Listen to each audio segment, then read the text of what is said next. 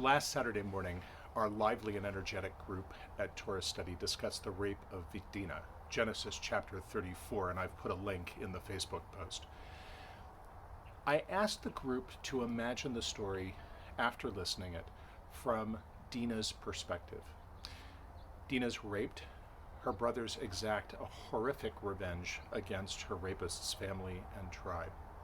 And throughout it, she has no voice. She is simply an object. She is the object of the rape. She is the justification for the revenge.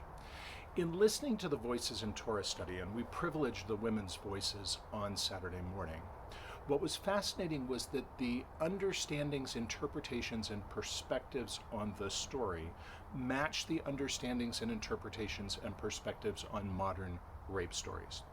Where was the victim? Why was she dressed that way? What was she doing? Was the guy really, all of the questions that we often and unfortunately and angrily hear today, we heard from our own voices and we heard in the text that we read. There are lots of challenging stories in Torah. There are lots of points where we may disagree or find fault with the narrative.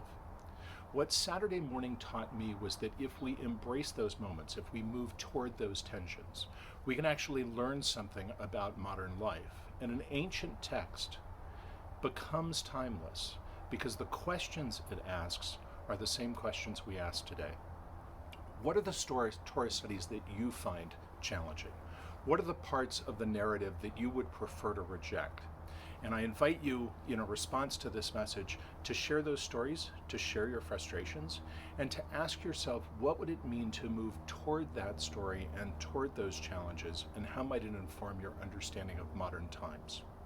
Shabbat Shalom. Have a great weekend.